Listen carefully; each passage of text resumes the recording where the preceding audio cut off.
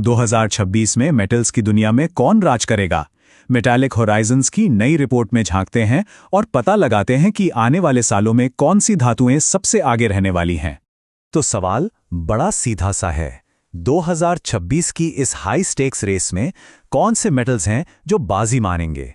चलिए एक उल्टी गिनती के साथ इस सवाल का जवाब खोजते हैं। तो ठीक है, चलिए शुरू करते हैं। हमारी ये जो काउंटडाउन है ये उन मेटल से शुरू हो रही है जो हमारी पूरी इंडस्ट्रियल दुनिया की कह सकते हैं नींव हैं।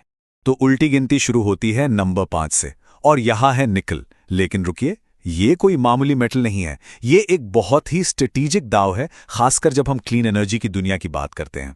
और हाँ, ये समझना बहुत ज़रूरी है कि हर तरह का निकल एक जैसा नहीं होता। हम जिस निकल की बात कर रहे हैं वो है क्लास 1 यानी बैटरी ग्रेड निकल।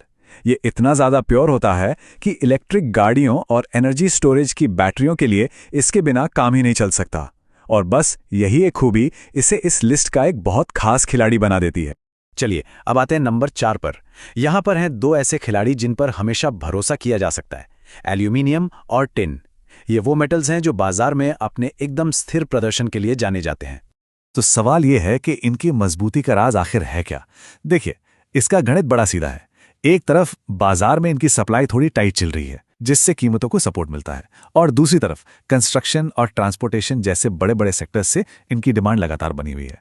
हो सकता है ये रोज रोज हेडलाइन बनाने वाले स्टार्स ना हो, पर ये वो मजबूत भरोसेमंद खिलाड़ी हैं जो चुपचाप अपना काम करते रहते हैं। चलिए अब हम टॉप 3 में एंटर कर रहे हैं और यहां से कहानी और भी दिलचस्प होने वाली है।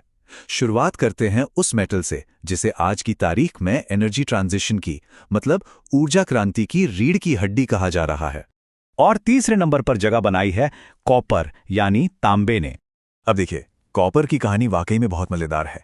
ये भविष्य बनाने में एक सेंट्रल रोल निभा रहा है। सोचिए जरा, इलेक्ट्रिक गाड़ियों से लेकर रिन्यूएबल एनर्जी तक और हमारे पावर ग्रिड को अपग्रेड करने तक हर जगह इसकी जरूरत है।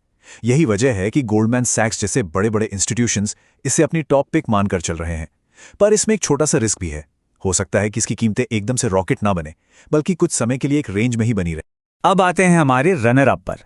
नंबर 2 पर है एक ऐसा मेटल जिसकी चमक खास तौर पर जब दुनिया में अनिश्चितता का माहौल हो तो और भी तेज हो जाती है।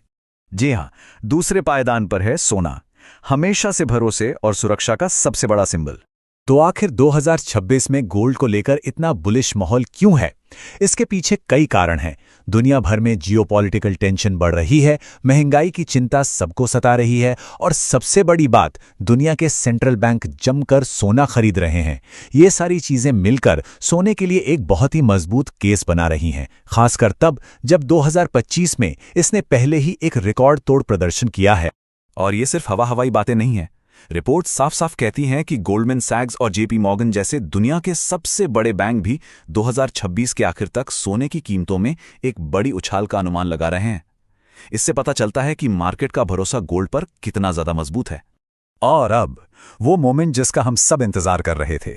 चलिए देखते हैं कि 2026 के लिए टॉप स्पॉट यानी नंबर 1 का ताज किस मेडल के सिर सजने वाला है। तो 2026 का नंबर 1 संभावित स्टैंड आउट परफॉर्मर है चांदी। अब सवाल ये उठता है कि चांदी टॉप पर क्यों है? तो देखिए, चांदी की जो सबसे बड़ी ताकत है वो है इसका डुअल रोल यानी इसकी दोहरी भूमिका। ये सिर्फ एक कीमती धातु नहीं है, बल्कि एक बहुत ही जरूरी इंडस्ट्रियल मेटल भी है। मतलब एक तरफ तो इलेक्ट्रॉनिक्स और सोलर पैनल्स जैसी फ्यूचर टेक्नोलॉजी में इसकी जबरदस्त डिमांड है, और दूसरी तरफ मुश्किल समय में ये सोने की तरह ही एक सेफ हेवन इन्वेस्टमेंट का भी काम करती है। और बस यही दोहरी ताकत इसे हमारी लिस्ट में सबसे ऊपर पहुंचा देती है।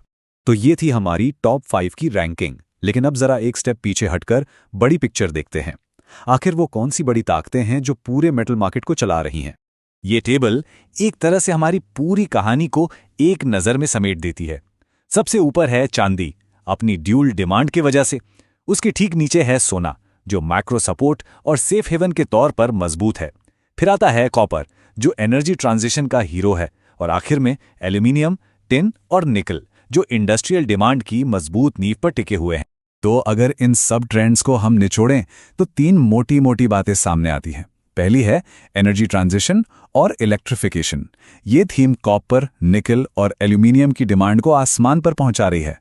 दूसरी है जियोपॉलिटिकल और मॉनेटरी अनिश्चितता। ये सोने और चांदी जैसे सेफ हेवन मेटल्स को सपोर्ट कर रही हैं। और तीसरी थीम है इंडस्ट्रियल डिमांड में वापसी। ये टिन और एल्यूमिनियम जैसे बेस मेटल्स के लिए एक मजबूत बेस बना रहे। तो आखिर में एक बड़ा सवाल बचता है, जैसे जैसे दुनिया इलेक्ट्रिफिकेशन की तरफ तेजी से बढ़ रही है और दूसरी तरफ अनिश्चितता का माहौल भी बना हुआ है, तो इन मेटल्स में से कौन सा ट्रेंड सिर्फ 2026 को ही नहीं बल्कि आने वाले पूरे दशक को डिफाइन करने वाला है? ये सोचना काफी दिलचस्प होगा। रिस्क सिर्फ मार्केट में होता है, प्लानिंग में नहीं। DGN कैपिटल मैनेजमेंट के साथ स्टॉक मार्केट, म्यूचुअल फंड और insurance. AMFI IRDAI certified. Your success our priority.